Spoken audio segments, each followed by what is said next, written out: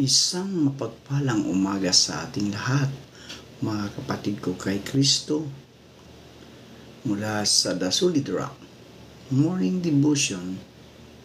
Isang kagalakan na muli tayo ay makapagmulay-bulay sa salita ng Panginoon sa umagang ito. Mga ilang minutong pagbubulay-bulay ng mga salita ng Panginoon upang papurihan at sambahin ang ating Panginoong Hesukristo. Ang ating pong pagbubulay-bulayan ngayong umaga ay matatagpuan sa Efeso, Kabanata 2, talatang 8 hanggang 9. Ito ang sinasabi. Sapagkat dahil sa kagandahang loob ng Diyos, kayo ay naligtas sa pamagitan ng pananampalataya, at ito'y kaloob ng Diyos at hindi mula sa inyong sarili. Hindi ito bunga ng inyong mga gawa, kaya't walang maipagmamalaki ang sinuman. Pinagpala na po tayo sa pagkabasa at pagkarinig ng kanyang mga salita. Tayo po ay manalangin. Ama naming Diyos na makapangyarihan sa lahat, muli o Diyos, naririto ang iyong mga anak upang ikaw ay pasalamatan sa isang gabing nagdaan sa aming mga buhay na kami iyong iniingatan mula sa aming pagkatulog. Maraming salamat, Panginoon, sa muli mong paggising sa amin, sa muli mong pagbibigay ng buhay, ng lakas at ng karunungan upang kami, O Diyos, ay patuloy na humarap sa hamon ng buhay dito sa mundong aming ginagalawan.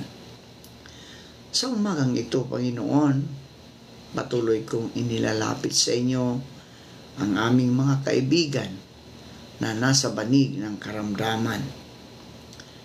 Patuloy mo silang abutin, Panginoon. Pagalingin mo po sila. Ibalik mo ang mga lakas na nawala dahil sa karamdaman. Bigyan mo sila ng kalakasan, mo Diyos. Kayo din po, Panginoon, patuloy naming inilalapit sa inyo ang aming mga kaibigan na magsisipasok sa kanilang mga trabaho. Naghanda na sila, Panginoon, dahil malayo ang kanilang mga trabaho, Panginoon. Ilayo mo sila sa anumang kapahamakan. Sila man ay nagmamaniho ng isang motorsiklo o isang 4 na gulong, Panginoon. Ingatan mo sila. Ilayo mo sila sa anumang kapahamakan. Bagos proteksyonan mo sila, O Diyos, sa lahat ng kanilang mga ginagawa. Gayon din po, Panginoon, patuloy naming inilalapit sa inyo ang aming mga kaibigang nagtatrabaho sa ibang bansa, ang mga OFW, O Diyos. Sila'y malayo sa kanilang mga mahal sa buhay dito sa Pilipinas upang mabigyan ng maayos na buhay ang kanilang mga mahal sa buhay dito sa Pilipinas, Panginoon. Naghirap na malayo sa kanilang mga mahal sa buhay, O Diyos. Ingatan mo ang aming mga kaibigan ito. Ilayo mo sila sa anumang pagsubok, Panginoon. Ilayo mo sila sa mga tukso na patuloy na nakapaligid sa bawat isa sa amin. Bawat isa, O Diyos, ay proteksyonan mo sila sa mga tukso. Amin ay inilalapit, O Diyos, ang iyong mga kaanak na naghahanap ng trabaho. Ito man ay lokal o abroad. Naway makasumpong sila ng magandang trabaho sa tulong ng banal mong Espiritu upang sila, O Diyos, ay magkaroon ng mga hanap buhay. Amin inilalapit sa inyo, Panginoon, ang mga negosyante mga nag-business, Panginoon, na patuloy mo po silang ingatan. Pagpalain mo po lalo ang kanilang mga negosyo. Lalong-lalo na, O Diyos, kung sila ay lumaluwag sa kanilang mga pagpapala para sa gawain ng iyong iglesia. Ikaw, O Diyos, ang patuloy na pahala sa kanila. Ilayo mo sila sa mga tukso ng pananampalataya, Panginoon, sa mga mahihina, O Diyos. Tulungan mo sila upang sila, Panginoon, ay lalong makatulong sa mga mahihina, Panginoon. Ilayo mo sila sa mga tukso, Panginoon, sa mga pagsubok sa buhay.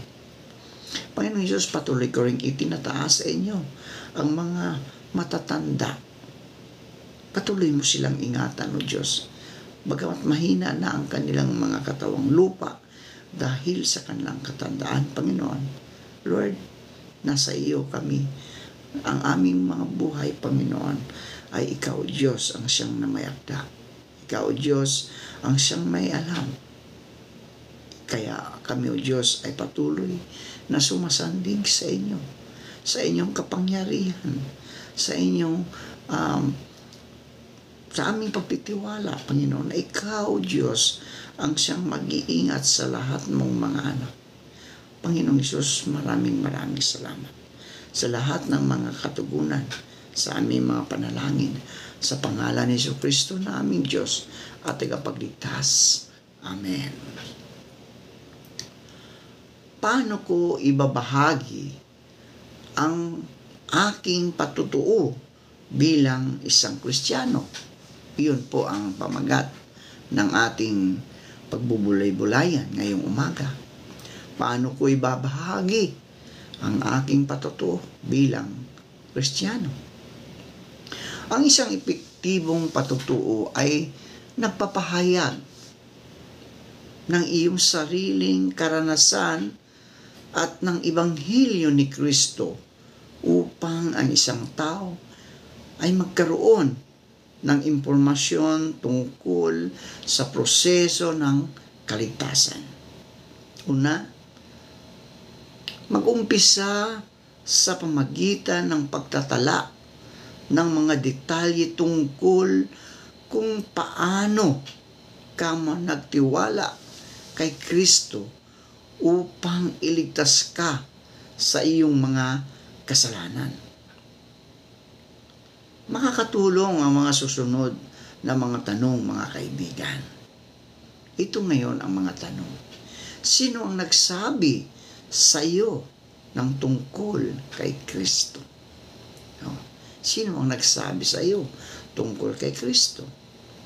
Ano ang mga pangyayari upang pagtiwalaan ko o sampalatayanan si Kristo? Kailan ko pinagtiwalaan si Kristo? At kailan ako unang sumampalataya kay Kristo? Paano naging pagpapala sa akin ang aking pananampalataya kay Kristo? Pagkatapos, mga kaibigan, isulat mo ang iyong sagot sa mga tanong upang maayos ang maging daloy nito bilang isang kwento. Subukan na maging direkta o maiksi ang patutuo. Bilang layunin, sikapin na paiksiin ang patutuo na maaaring epektibong maibahagi sa loob ng humigit kumulang sa 3 minuto. Tiyakin na may kasamang angkop na talata sa Biblia ang iyong patutuo. Tandaan na ang kasulatan ay makapangyarihan dahil ito ang salita ng Diyos. Bilang halimbawa, mga kaibigan, bilang halimbawa, dapat na naglalaman ang iyong patutuo ng mga talata na nagsasaysay ng pagkahiwalay ng tao sa Diyos dahil sa kasalanan, ayon sa Roma 3:23, ng realization na gugugulin mo ang iyong walang hanggang na hiwalay sa Diyos, kundi mo tinanggap ang kanyang kapatawaran. Ayon sa Roma 6:23, ng pangunawa na ipinadala niya ang kanyang banal na anak na si Jesus upang bayaran ang iyong kasalanan at ang aking mga kasalanan. Roma 5:8. At sa huli, mga kaibigan, ang pagtanggap mo ng kapatawaran sa pamagitan ng pagtitiwala lamang sa pagbabayad na ginawa ni Jesus doon sa cross para sa iyong at sa aking mga kasalanan. Gawa 16:31. Bilang isang halimbawa, mga kaibigan, narito ang aking patutuo kung paano ako nagtiwala kay Kristo bilang aking tagapagligtas. Bagamat nakipag-usap ako sa isang pastor noong ako ay isang bata at teenager pa lamang na may 3 hanggang 4 na beses tungkol sa kung paano ako pupunta sa langit kung sakaling bawian ako ng buhay. Hindi ko talaga maunawaan, mga kaibigan, ang Ebanghelyo ni Kristo hanggang ako ay sumapit sa edad na mahigit 20. Sa pagdaan ng ilang taon, nagsimula akong magbasa ng Biblia, nakinig sa mag-asawa ng mga konserbatibong tagapagturo ng Biblia sa telebisyon at nakipagtalakayan ako tungkol sa aking mga narinig sa mga Kristiyano sa aking pinagtatrabahuan. Sa pamagitan ng mga ito, mga kaibigan ko kay Kristo, naunawaan ko na ako ay isang makasalanan na hiwalay sa Diyos at at karapat-dapat na mahiwalay ng walang hanggan sa Kanya. Ito ay ayon sa Roma 3:23. Sapagkat lahat ay nagkasala. Lahat ay nagkasala at walang sinumang karapat-dapat sa kaluwalhatian ng Diyos. At ayon naman sa Roma 6:23, ito ay sinasabi na ang kabayaran ng kasalanan ay kamatayan. So, naunawaan ko rin na gayon na lamang ang pag-ibig sa akin ng Diyos na ipinadala niya ang kaniyang bugtong na anak na si Jesucristo at nagtungo si Jesus dito sa lupa upang mamatay para sa akin at sa iyong mga kasalanan at para sa kasalanan ng buong sanglibutan upang ako, ikaw, kaibigan, ay mapatawad. Ayon, mababasa natin sa Roma 5:8 at saka sa Juan 3:16. Ang panghuli, naunawaan ko na walang ibang paraan upang maging sapat ang aking kabutihan upang ako'y makapunta sa langit sa pamagitan ng aking sariling gawa. Sinabi sa Roma 10:10 na walang mabuti. Wala kahit isa at idiniklara sa Efeso 2:8-9 na ang kaligtasan ay walang bayad na kaloob ng Diyos. Hindi isang bagay na pinagpapaguran at tinatanggap lamang ito sa pamagitan ng pananampalataya na simpleng pagtitiwala sa buong puso sa kamatayan.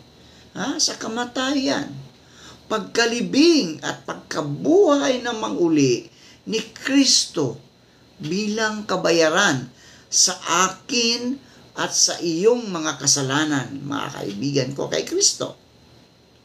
Pagkatapos kung maunawaan ang mga katotohanan ito sa kasulatan, nagkaroon ako ng katiyakan na dahil hindi ko kayang iligtas ang aking sarili sa pamagitan ng aking mabubuting gawa, hindi ko rin ito maiwawala dahil ito ay isang walang bayad na kaloob ng Diyos. Napakasarap sa isip at pakiramdam ang dulot ng kaalaman na pinatawad na tayo ng Diyos at kakampi ko natin siya at ninanais niya ang pinakamaganda para sa iyo at sa akin, mga kaibigan.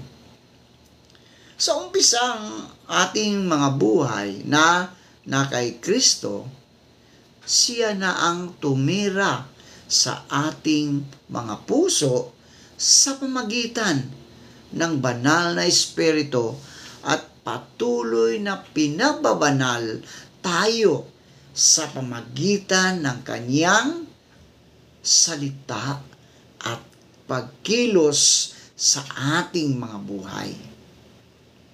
Ang kapatawarang ito at ang katiyakan na mayroon ako at ikaw, kaibigan, mula sa Diyos ay maaari ding mapa sa iyo kung magtitiwala ka kay Kristo lamang para sa kapatawaran ng iyong mga kasalanan.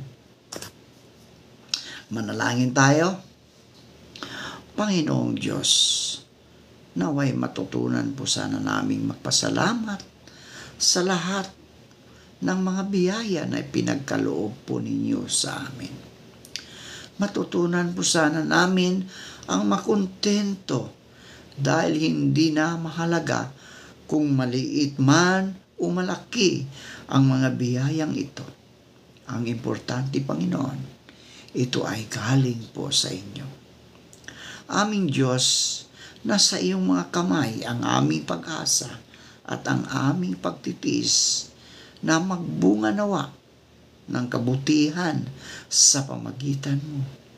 Pagpalain po kayo ng mapagmahal at makapangyarihang Diyos ngayon at magpakailanman.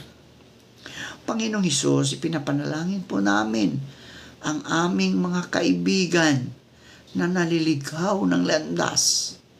Naway matagpuan nila ang liwanag at tanggapin nila ang inaalok mong pagbabagong buhay upang sila, O Diyos, ay magkaroon ng pananampalataya at magkaroon ng kaligtasan at magkaroon ng buhay na walang hanggan. Pagpalain ka nawa ng Panginoon at ingatan ka. Paliwanagin nawa ng Panginoon ang kanyang mukha sa iyo at mahabag sa iyo. Ilingap nawa ng Panginoon ang kanyang mukha sa iyo at bigyan ka ng kapayapaan sa pangalan ng Ama at ng Anak at ng Banal na Espiritu Santo. Amen.